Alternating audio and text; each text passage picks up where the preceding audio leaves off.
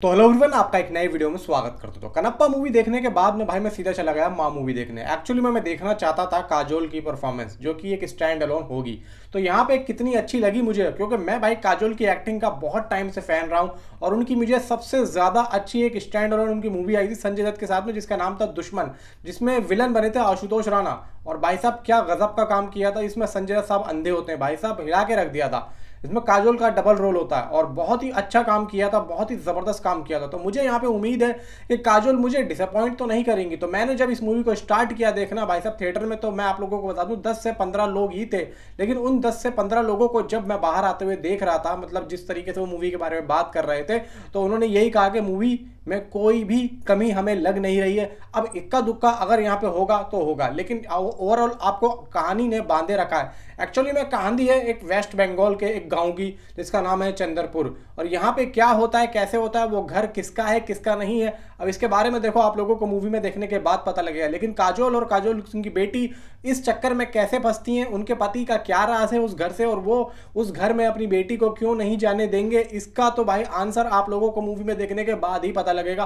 क्योंकि काजोल की परफॉर्मेंस इस मूवी में आप लोगों को एकदम अच्छी और बहुत ही खूबसूरत तरीके से उन्होंने डायलॉग्स डिलीवरी को यहाँ पे प्रेजेंट किया। इवन यहाँ पे डायरेक्टर साहब भाई साहब उन्होंने भी बहुत अच्छा यहाँ पे काम किया है, क्योंकि वो एक्चुअली में जो जाने और माने जाते हैं वो इन ही फिल्मों की भाई साहब वजह से ऊपर आए हैं। हालांकि छोरी और छोरी 2 उन्होंने डायरेक्ट की है, और भाई साहब बहुत ही अच्छे तरीके से ड्रावनापन वो अपनी मूवी के अंदर ला पाते हैं। और इसी वजह से आप लोग इस मूवी के अंदर उनको देख पाओगे, समझ पाओगे कि हाँ भाई ये वही डायरेक्टर है। क्योंकि उनकी एक जो छवि होती है, उनका एक जो नजरिया हॉरर फिल्मों को बनाने का और दिखाने का, वो बहुत ही ज्यादा एकदम डिफरेंट है।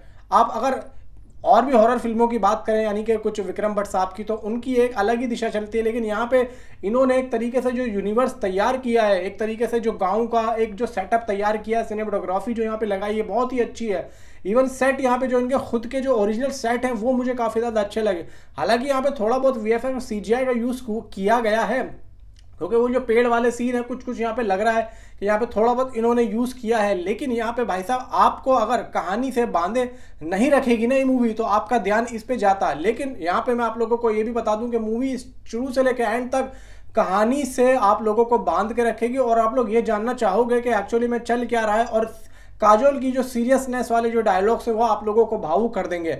आप लोगों को इस मूवी के अंदर भाई काली माँ और भाई रक्त बीज क्या यहाँ पे कर रहा है काम, और किस तरीके से यहाँ पे चल रही सारी चीजें, ये सब आप लोगों को एकदम अंदर से झंझोड़ के रख देंगे। और माँ और बेटी का जो रिश्ता होता है वो एक्चुअली में यहाँ पे एक हॉरर यूनिवर्स में मैं पहली बार देख रहा हूँ कि किस तरीके से यहाँ पे काली माँ ने आके जो अपना काम किया है वो बहुत ही ज़्यादा एक्साइटेड करने वाला है।